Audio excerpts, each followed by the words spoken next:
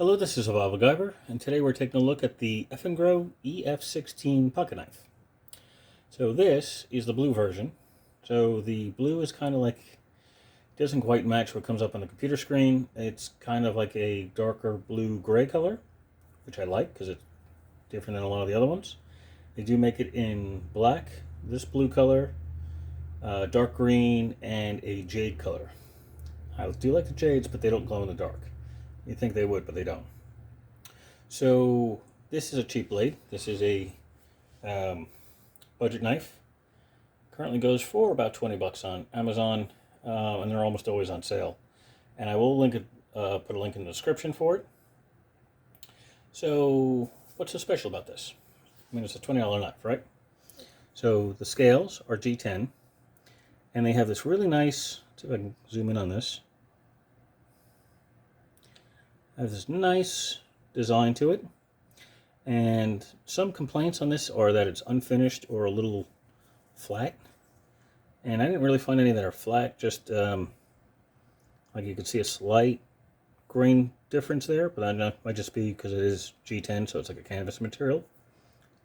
But other than that, hardware is really nice. The pivot, it's got a weird little thing on the inside, some kind of pin. It's not on the opposite side. I'm not sure what that's about, but it doesn't affect functionality as far as I can tell. Has a lanyard hole. The blade does sit pretty close to perfectly in the center. It's a tad off, like it's like a hair off, but it's not bad at all. And it has a pocket clip, which is very high tension. This thing is really high tension. I can't even open it if I need to. So it is really high tension. So that you may have to work on to try to loosen up to get it on like pants or molly webbing or something of that nature. Now let's see if I can get this to focus, because it is a flipper. And it is a really nice looking blade. Now, first thing that came to mind for me was letter opener. And granted, it is a drop point blade. You can see my fingerprints are all over it. It's about times I've cleaned this thing up. It's still pretty dirty. EF for Eafengrow. And the blade material is, in fact, D2. So that's not bad. D2 is a decent steel. Again, very much reminiscent of a letter opener. And I've been using it at work to open up boxes, to cut down cardboard boxes, open up packaging. Also, I've used it for whittling. And it seems to hold an edge really well. And it's comfortable in the hand. The only downside is there's no jimping in the back.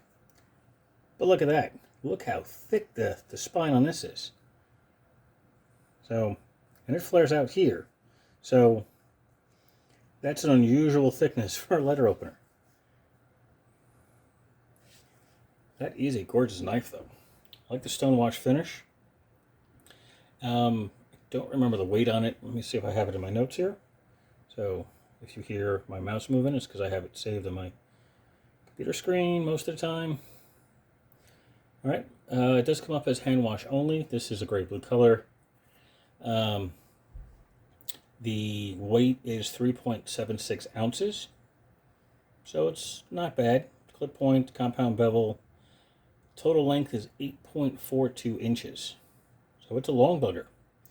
The blade itself is 3.7 inches. It is a liner lock. And the liner lock is actually really easy to get to. Like, very easy. It's like whoever designed this spot right here did a great job. Very easy to open and close. When you first get it, it might actually be hard to open. When you first try to get this to open, it's hard. But it does open. And after opening and closing it about 10 or 15 times, it's really good. Now, I've been using this, so I don't know. You could still shave with it a little bit. So, there's some hair on there. So, even though I've been opening up all sorts of things with it, it's still quite sharp. So, not bad out of a $20 knife. I still consider this a disposable knife. Although I'd be a little disheartened if I lost it, because it is a cool looking knife and it's comfortable to handle. It's although the handle is a little thin for what I would prefer, and the lack of jimping on the back, which I could always add with a file, it's nice. It's comfortable. I don't know. I'm not left-handed, so I don't know if I can do this safely with my left hand. Nope. Okay, so yeah, I can do it with my left hand. It's a little cumbersome, but because again, I'm not left-handed. So getting to the line lock where I have to put my thumb underneath it and then slowly engage the blade, but it's doable left-handed. So I don't know if this is typically difficult for left-handers, but it's doable. I would just have to work on getting used to it. Nice solid opening. It's nice and solid, kind of chunky opening. But really, really nice. It feels like it's an auto assist, and it's not. It is running on. If I could show you in there, let me close it up. See if that'll help. No, that doesn't help. There are bearings on the inside.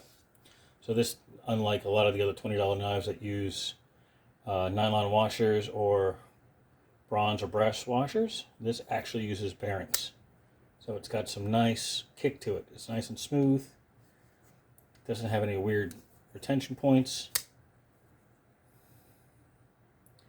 And it's just a gloriously nice, simple design knife. So I will leave a link in the description for this. Just in case anybody's interested. This is a nice budget blade. It'll be an Amazon link because I'm not an affiliate of Eafengrow. At least not currently. I'm trying to, but I don't speak Chinese. It is made in China.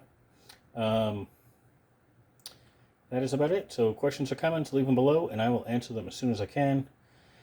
Like and subscribe if you haven't already. It means a lot. And if you can, use one of my Amazon links to purchase anything you want on Amazon. It doesn't even have to be for that item, because the commission, the 1% commission that I get off it, does help let me get other supplies or gear to show you, to review and to show you all that good stuff. Keeps the channel going. All right, so thank you for watching, and have a glorious night.